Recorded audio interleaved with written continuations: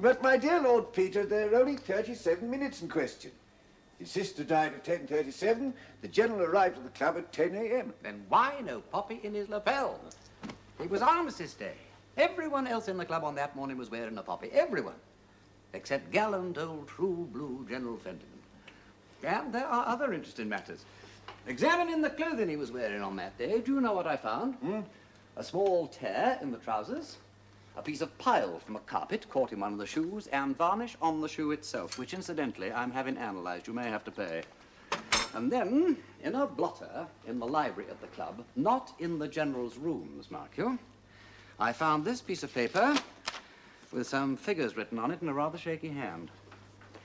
Now, I have examined the figures in the General's checkbook. Yes, it's his writing. Exactly. Now, we know he went from his sister's sickbed to Dr. Pemberthy. Dr. Pemberthy examined him, found him overexcited, and told him to go home to bed, but he didn't go home to bed. I've advertised to see if we can find a taxi driver who took him to wherever he did go, because from the moment he left Pemberthy until 9 p.m. when the mysterious Mr. Oliver telephoned, we've no idea where he was. Well, he might have gone straight to Oliver, I suppose. But he might. But in that case, why not tell his man that he wouldn't be back to dinner? As for the poppy, if Oliver had driven him straight to the club, then he wouldn't have been able to buy one. Oh, I absolutely agree. Very obliging fellow, you know, is our Mr. Oliver. He meets old Fenton accidentally. It's not clear how. Then he takes him back, so it would appear, to spend the night at Harrow, Croydon, Wimbledon, Hampton Wick. We don't know where. Then he drives him to his club in the morning, just in time for the old boy to die peacefully of a heart attack in his most comfortable armchair by the fire. What are you suggesting, Lord Peter? What I said before. I strongly advise your clients to settle. Oh, but she won't settle. The Dorland woman won't settle. Then I suggest that we find Mr. Oliver. And one way of doing that, oddly enough, may be through Miss Anne Dorland, because unless she knows something, it is very hard to understand why she is so absolutely determined not to agree to a settlement. Why should I see him? No reason, Miss Dorland, unless you want to see him. Well, I shan't see him. Mason, tell Lord Peter Wimsey I don't want to see him. I'm not at home. Very good, miss. Wait. He won't think it odd. Ungracious, perhaps? What's graciousness got to do with it? This is 1922. I don't have to be gracious. He is a gentleman, not a person. Even in 1922, there are forms of politeness. All right, you do it. You're my solicitor. That's your business, isn't it? My dear Miss Dorland, if you could contrive not to be quite so liberated, at least until you have the money. Oh, very well. I'll write a note. Presenting your compliments and regretting that you're not able to grant him an interview. Well, I don't see that that's any more polite than not at home.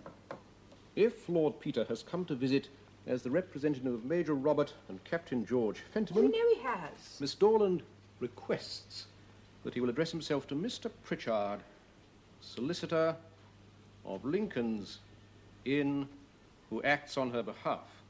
Anyway, why should you see him? He's not a policeman. Nobody has to see him. Oh, I think somebody ought to see him.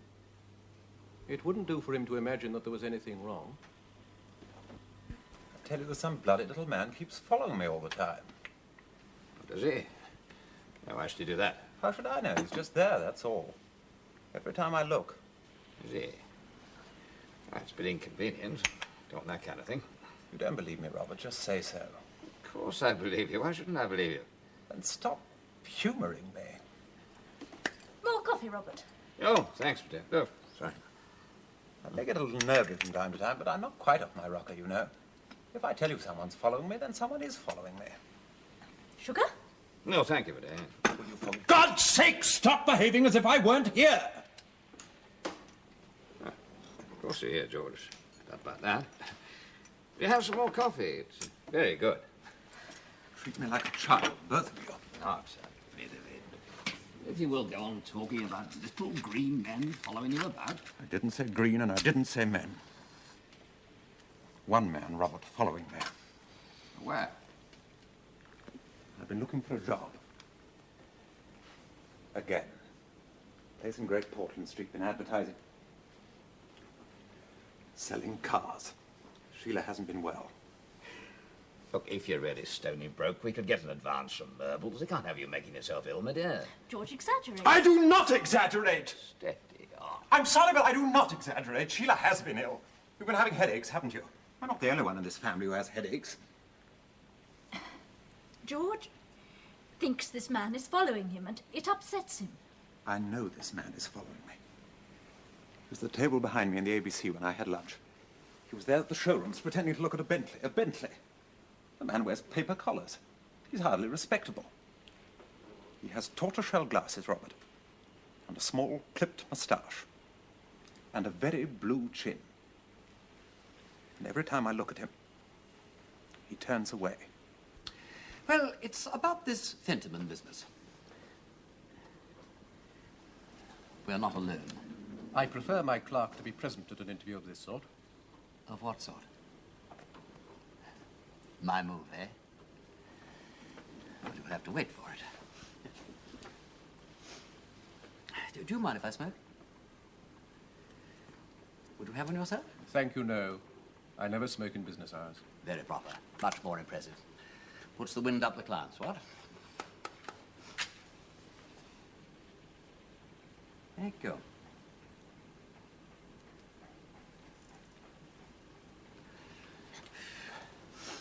So, your client won't see us.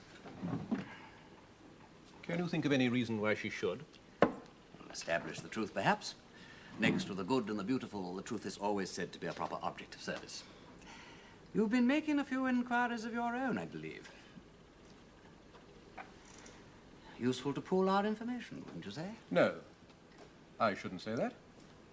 Well, I just thought I'd let you know it's liable to be a close-ish thing. Very difficult to say to a minute or say, don't you know, exactly when the old man died. Could turn out one way, could turn out the other. Could turn out to be absolutely baffling and all that. You get me? Indeed. Oh, yes, absolutely. So don't you think it'd be rather a good idea if the parties concerned could be persuaded to come to terms, split the doings, share the proceeds? £500,000 is a goodish sum of money after all. Quite enough for 3 people to share and all live on in a quiet way. And it would save so much trouble in, well, lawyers' fees and things. You don't agree? Well, now, I wonder why. Perhaps because I've been expecting such a suggestion. Well, exactly, it's common sense. Mr. Murples has already suggested something of the sort, I believe. Yes, he has. And the reiteration of his proposal by you, Lord Peter, leads me to believe that we are right to refuse it. You will excuse me, I hope, if I inform you that you're doing so after having been employed to investigate the facts in the interests of the other party might be thought to have a highly undesirable construction. What an acid man you are, Mr. Pritchard. No reverence, no faith. Do lawyers ever go to heaven? But you will excuse me, I hope, if I inform you that I am not employed by anyone. I have been asked to ascertain the facts. I do it for friendship.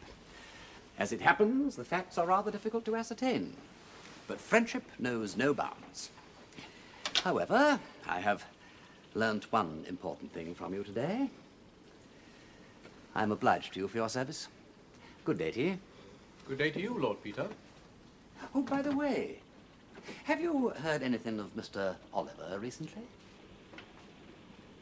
I don't think I quite understand you. There are times, Mr. Pritchard, when I hardly understand myself. Toodaloo.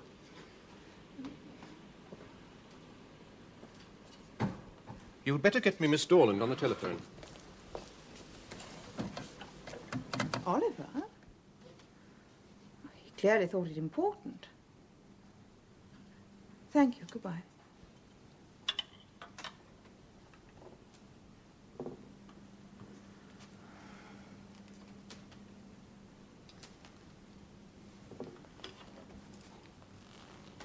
Langham 0929, please. Thank you. Hello, it's Anne. Yes, I know, but I can telephone, can't I? It doesn't do any harm to speak to you on the phone. But, Walter, I get so lonely. They'd sawn the body up, rather perfunctorily. 6 pieces in all, head, arms, legs, trunk. Wrapped it in the Northern Echo and dispatched it Sheffield to Euston in a crate labelled York ham. Well, he was an actor. Unkind joke. And a very silly one. Yes. It all points to someone in the same profession. Yeah, now, wait a moment. You said that they'd sawn him up. Well, I'm fairly sure it was they. Uh-huh. Thank you. In fact, I'm fairly sure which they it was. But proving it may be a bit more difficult. It's been running me off my feet recently, I don't mind telling you. Then I'm in your debt, old Parker Bird. For what? Pestering you to trace a telephone call when you're so busy. Oh. Well, Scotland Yard does have its uses. Let's see.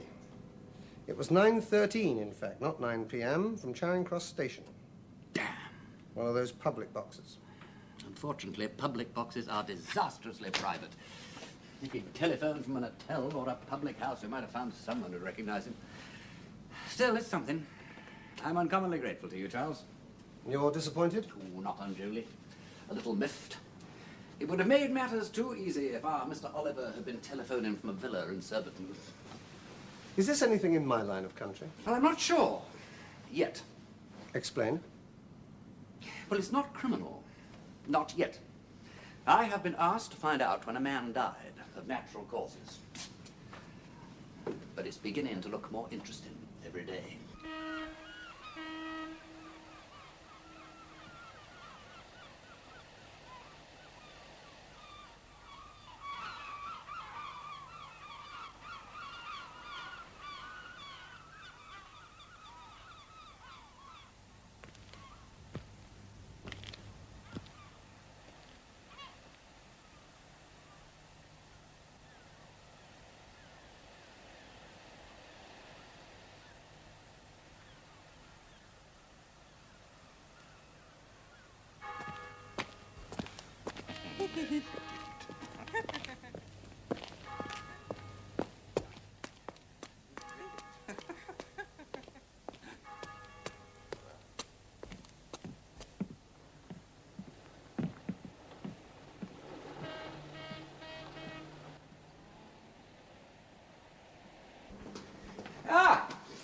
This is Mr. Hinkins, a taxi driver. Ah, I'm glad to meet you, Mr. Hinkins. To do with your advert, He appears to have collected the journal from Dr. Penberthy's rooms. Ah, splendid, splendid, splendid. Yes, that's right, sir. A very old gentleman he was. Took my taxi at approximately 5:30 at 43 Harley Street. I remember the day very well. It remains in my memory, being as it was precisely the day before Armistice Day, November the 10th it was, and shortly afterwards my magneto commenced to give trouble. The consequence being that I lost the use of my cab on Armistice Day itself, which was a considerable loss, Armistice Day being not merely a sad occasion, but a good day for us.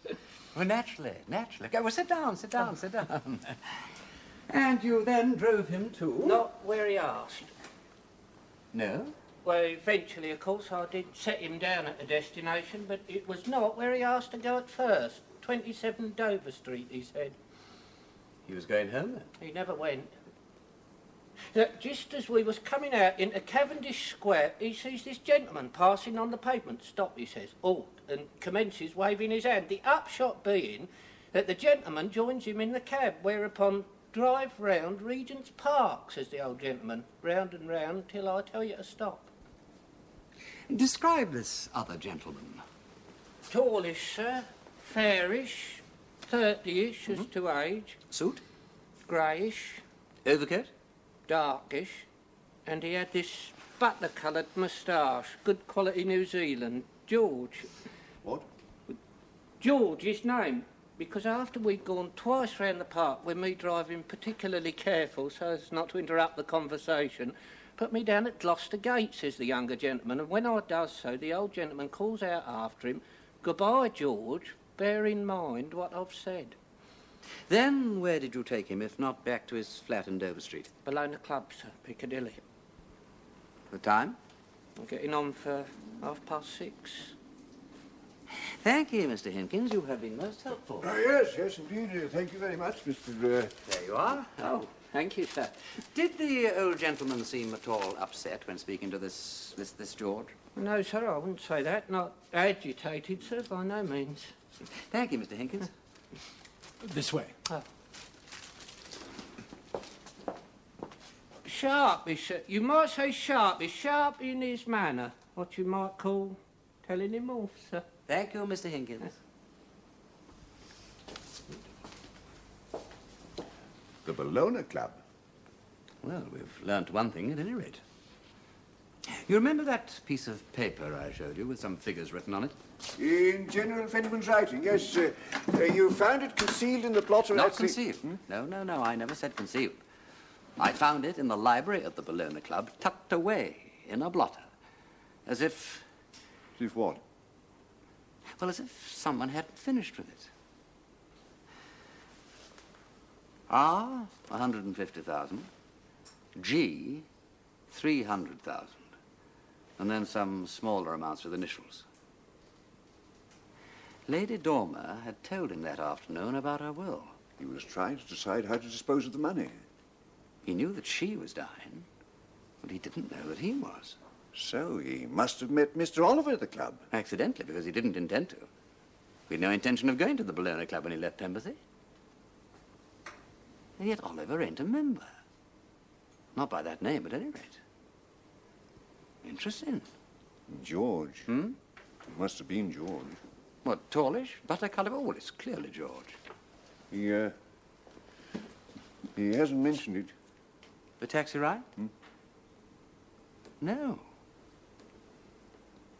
No, that's interesting, too.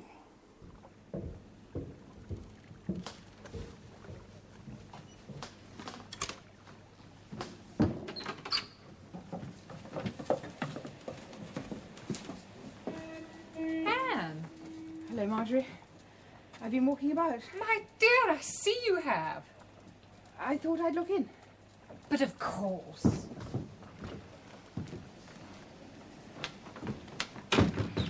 What a lovely surprise. I was saying the other day to one of the crowd, I shouldn't think they remembered who I was. I was saying we hadn't seen you lately. You haven't been to any of the, places.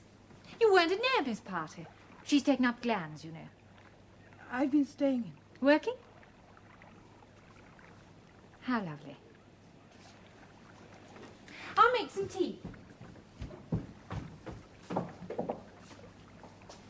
Unless you drive. I didn't come to be fed. I just wanted to talk to someone. Oh. I've not been working. Oh? I've been reading detective stories. Oh. I don't know why I came. For company. I get tired of being alone. It's not as if we were friends. I was nearby, you see. I saw the boat. Dear Anne, do sit down now you have come. You really don't need a reason for dropping in, you know that.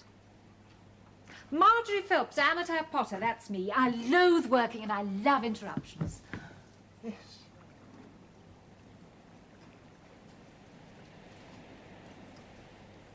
Is it your aunt's death? I didn't know you were close. We weren't. It isn't. Ah.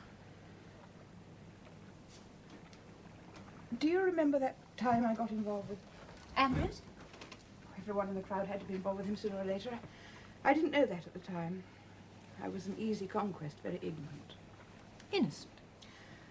Ambrose said I didn't know my way around. Everyone knew about him, he said, and not knowing was my fault. Anyway, he'd given me pleasure, he said, so I ought to be grateful to him instead of nagging at him. Yes, I remember. You were kind to me then. I remember coming to you and crying a lot. Oh, my dear. Everyone in our set comes to me and cries a lot. I wasn't particularly kind. I thought so. Because I'm not really in your set. Not really one of the crowd. It's happened again, then? Not with Ambrose. Oh, no, that's well over.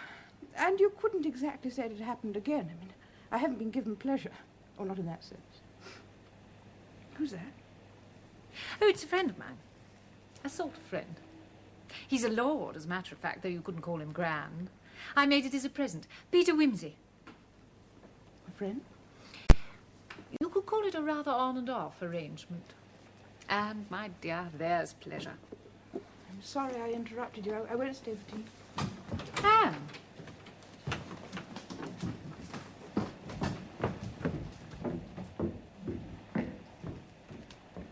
Oh, dear.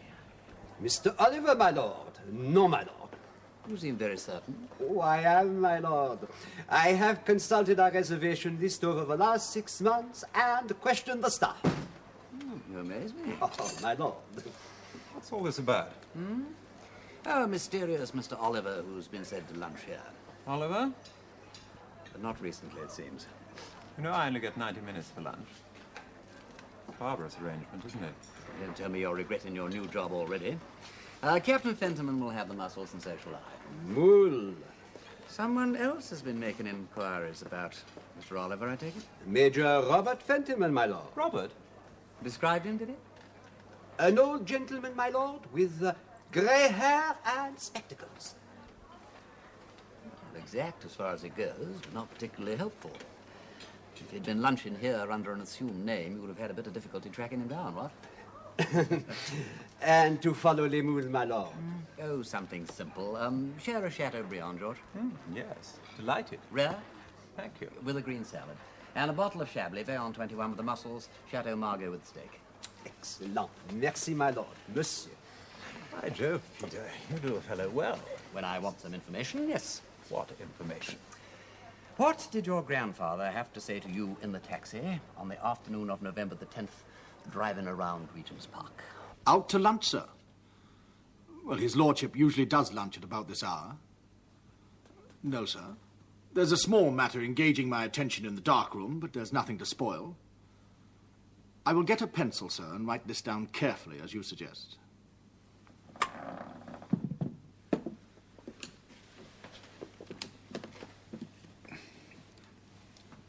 Yes, sir.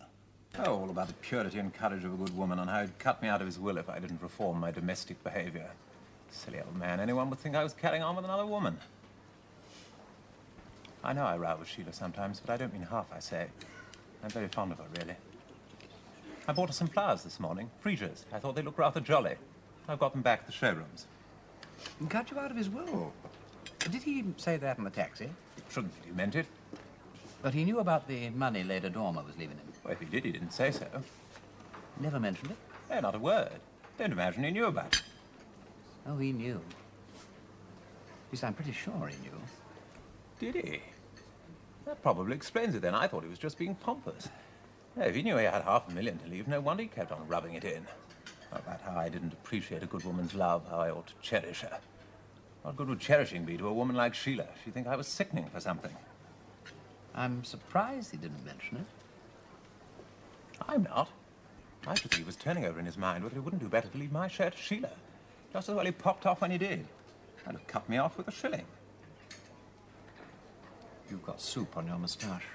Major Robert Fentiman, my lord, in a state of high excitement. Yes? It appears that he'd seen Mr. Oliver at Charing Cross. Charing Cross? The station. Well, there seems to be a haunt of Mr. Oliver's. Major Fentiman was in the process of returning home to Richmond via Waterloo Junction when he observed Mr. Oliver at the barrier. He tore after him, my lord, but some people got in the way, and Mr. Oliver bolted. Bolted? Bolted onto a train to Gravesend. Well, that hardly seems the action of an innocent man. And Major Fentiman was left on the platform cursing. The mind boggles. However, he abandoned his journey to Richmond and took the next train in the same direction, hoping to spot Mr. Oliver on some platform. In this, he failed. Gravesend? I mean, he could be anywhere. New Cross, Blackheath. Even Peckham, my lord. I think the best thing that we can do, Bunter, is to put Major Fentiman to work. There's very little to do in the regular army these days. He ought to be able to find time. We shall send him to Charing Cross, Bunter, and there he shall watch out for Mr. Oliver. And we must have someone else there to help him to follow Mr. Oliver when Major Fentiman points him out. What do you think about that? Not, Oh, no, not you, old lad. You're far too valuable where you are. Some professional Johnny, a private detective. To make a change from divorce, hire me somebody. Very good, my lord. I don't often prophesy, Bunter, but I intend to do so now. Indeed, my lord. My crystal ball, Bunter. I see Mr. Oliver. I see him taking a journey in which he will cross water. I see trouble, Bunter. I see the ace of spades upside down. Oh, thank you. That's all right.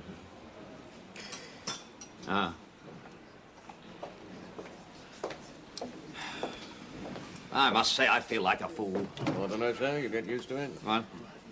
I don't think we shall find him, I'm sure we shan't. You never know your luck. Yeah, I shall tell Wimsey so as well. It's a waste of time and money. You're not complaining, of course. You're getting paid for it.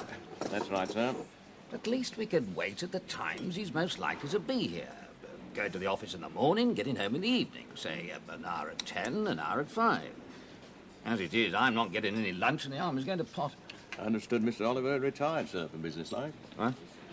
Oh, that's right, yes. These things must be 5 years old at least. The whole thing's a wild goose chase. Haven't you hoped to spot a fellow on Charing Cross Station? As I understand it, sir, you already have. Huh? Oh, yeah. Oh.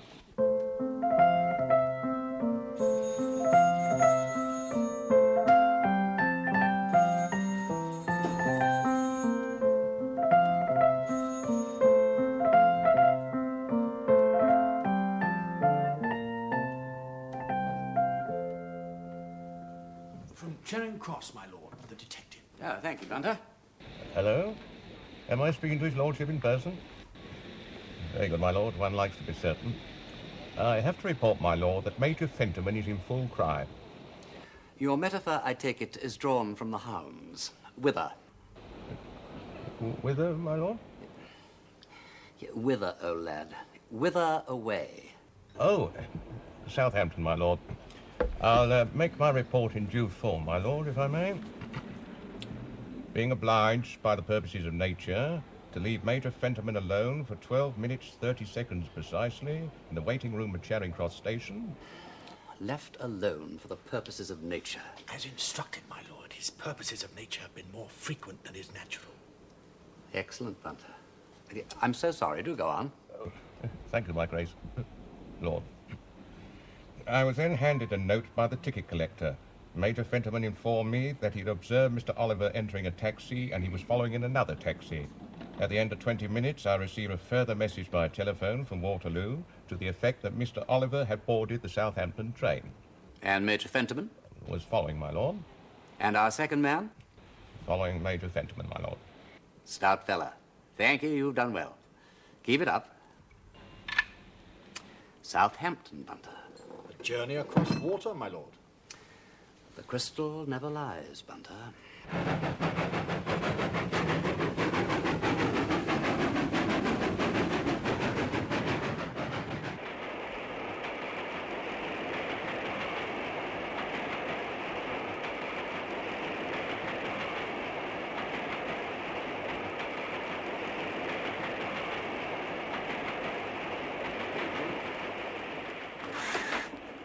Oh, excuse me, sir. We're just running into Southampton docks. You've got me luggage. Yeah, no, I haven't, no.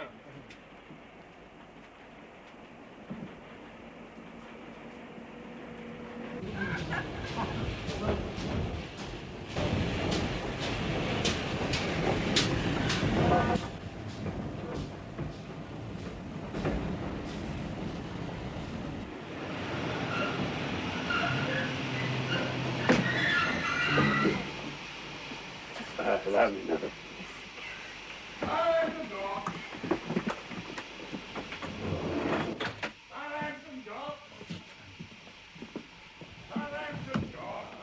I'm sorry, sir. I'm afraid you have to get out down the corridor. Porter.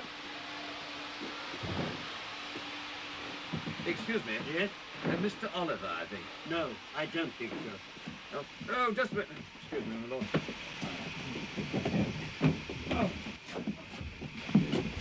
Just a minute, sir. Excuse me, madam.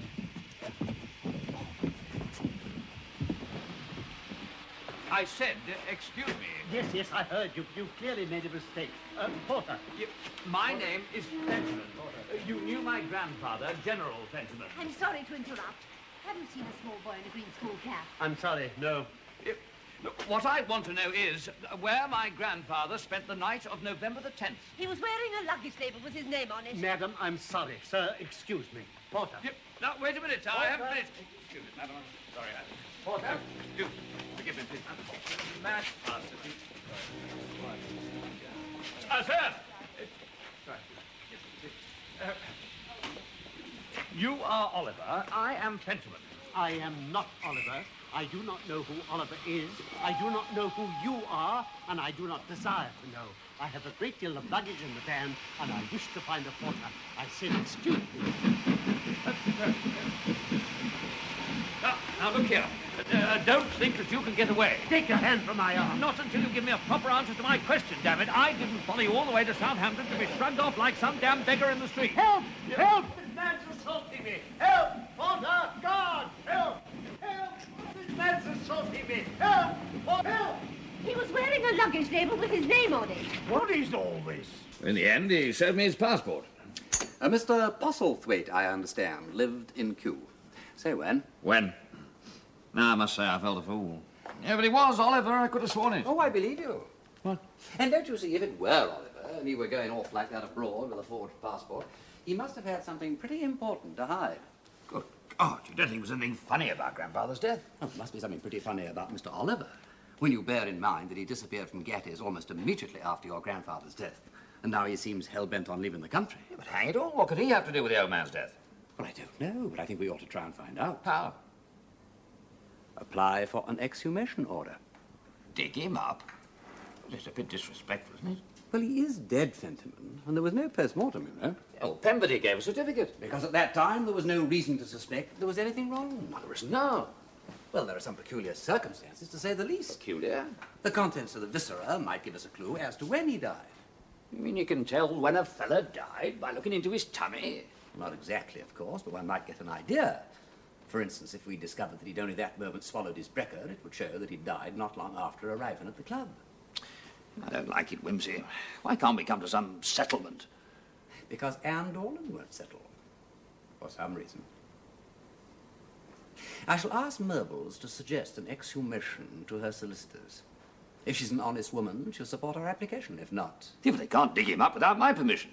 Well, if you're an honest man, you'll give it. You've nothing to conceal, I suppose? What?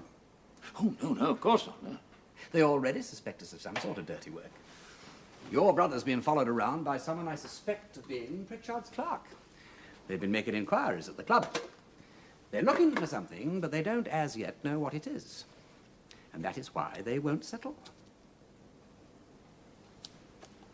Now then, do you want to get at the facts, or are you just out to collar the cash by hook or by crook? You may as well tell me quite frankly which it is. Well, of course I want the facts. Then come and sit down, and I'll dictate the letter of application for you to the Home Office. After all your experience during the war, you oughtn't to be so sensitive about corpses. You and I have seen many things far less seemly than a nice, quiet little resurrection in a respectable cemetery. An exhumation? We understand so. On what grounds? We wonder, Dr. Penberthy, if you could think of any. We've been making inquiries ourselves, without any conspicuous success. It was very embarrassing. I signed the death certificate. There was no reason to think that it was anything other than a heart failure. His heart was very weak. Embarrassing? It's always embarrassing when one has positively stated the cause of death and somebody wants to dig the body up again. This Mr. Oliver seems a very elusive gentleman. Ain't he, though? Like the Cheshire Cat. Would it altogether surprise you to learn that when I made a few discreet inquiries at Gatties, I discovered that nobody had the slightest recollection of him? Nobody? Nobody. Except Major Fentiman. You intimate that this Mr. Oliver has no real existence? That's right. But what exactly has Major Fentiman been doing? This is a very distressing business, Lord Peter. Well, I knew something odd had happened the moment that I pulled the Morning Post out of the General's hands so easily. Eh? Well, you see, if he died clutching it, rigor mortis would have made the fingers so stiff, you wouldn't have been able to take it out of his hands. And then there was the knee joint. Don't follow you. Well, it was loose. You see, if during the period of rigor mortis you loosen one of the joints by force, it remains loose, it don't stiffen up again. Which is why, in a hospital, if the nurses carelessly let a patient die and stiffen with his knees up, they call on the largest and fattest member of the staff to sit on the corpse's knees and break the joint loose again. It was obvious from the start that the corpse had been tampered with. Did Dr. Penberthy know? Well, of course, but he wasn't going to make an indiscreet fuss about it. That don't pay for a doctor. He had no doubt about the cause of death. You might have let me know. I warned you not to stir up mud. So you think General Fentiman spent the night at the club? Yes. Dead? Yes. Robert Fentiman spent that night at the club, too. Good God. Well, it's a pretty theory, Peter, but where was the body? I mean, it would have been a little noticeable lying about. In Robert's bedroom? Oh, I doubt it. The staircase was in full view of the hall. It would have been too risky carrying the body up it. I think the General's hat and coat might have spent the night in Robert's bedroom, but that's about all. Well, where then? Telephone cabinet. You remember that there'd been some complaints about it being labelled out of order? But think of the risk. Well, there was no risk. If anybody had opened the door, despite the notice, there was old General Fentiman who'd gone in and died of fury at not being able to get his number.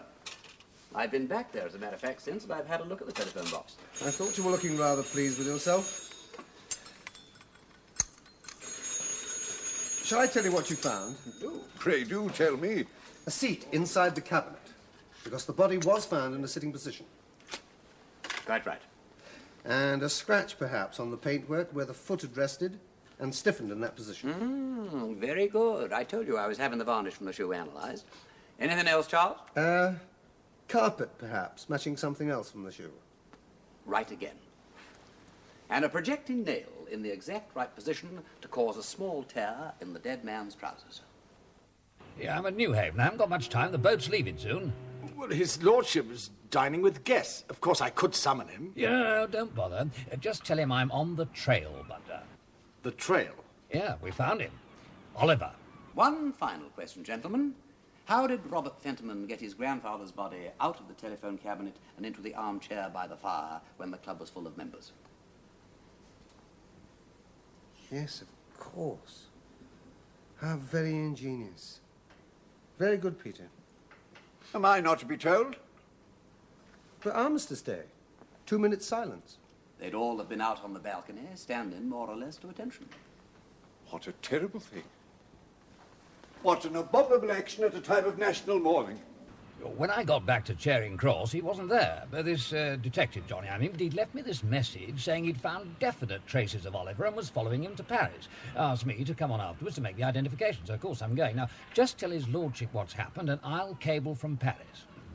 I will inform his lordship, of course. But you must admit, Merville's coming from a military man. Oh, decidedly ingenious, yes, I admit that. But all the same... It's against the law, too. Precisely. Yes.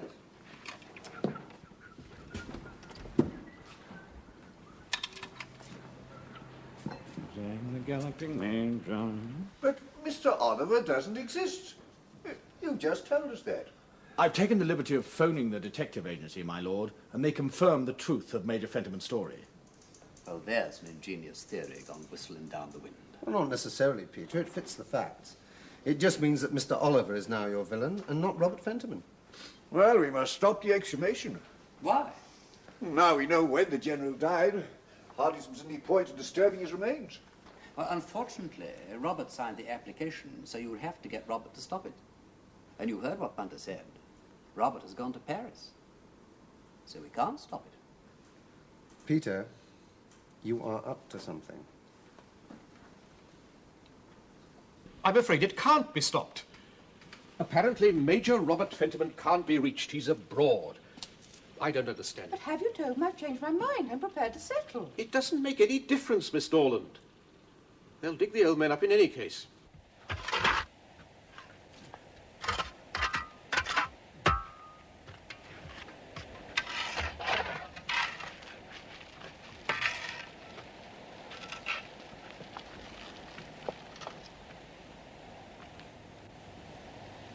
Who's he? Oh, Mother Lamb. Home Office, Johnny.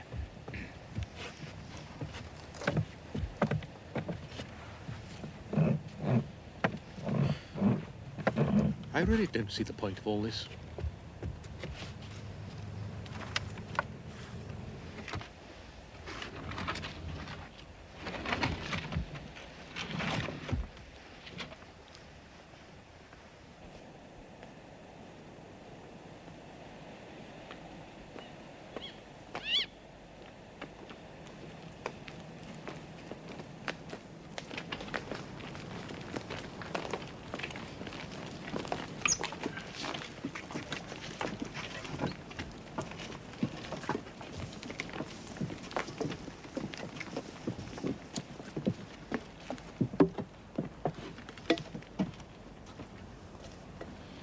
Well, cheer up. At least it ain't raining.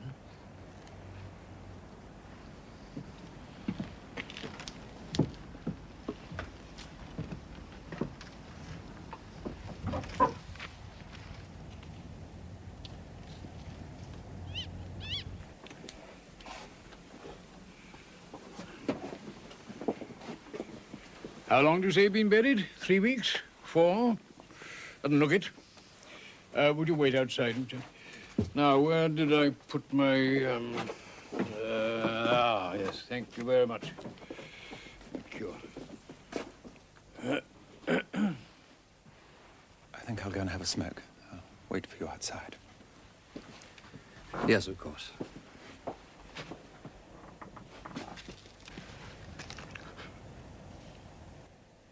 Heart trouble, I think you said.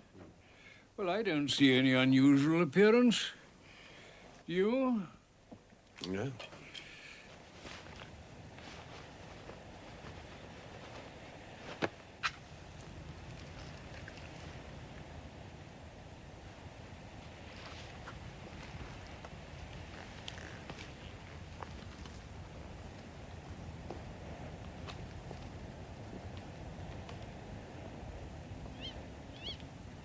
I think we'd better secure the stomach as it stands.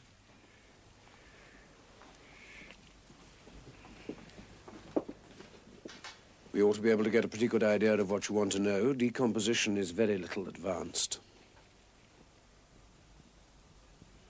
Pass me that, will you, Mr. That. Thank you. I don't think you need me here any longer, Myrbles. My dear fellow, this is not a social occasion. We're here as witnesses. But my clients agreed to settle. Rather too late, I fear. You sign this one.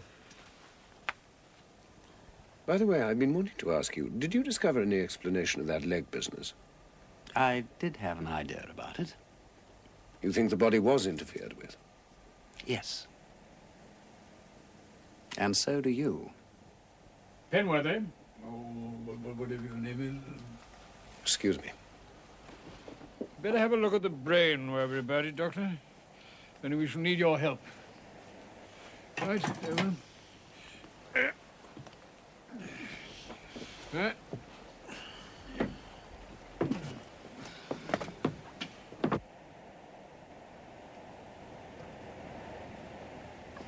All over? Nearly. You found anything? They don't start looking till they get everything back to the laboratory. I don't like it. Well, I suppose it had to be done. What's that? Somebody sneezing, I think. There are always people in graveyards, whatever the time of night. Shall I tell you something very interesting, George? Anne Dorland is prepared to settle. Don't you find that interesting?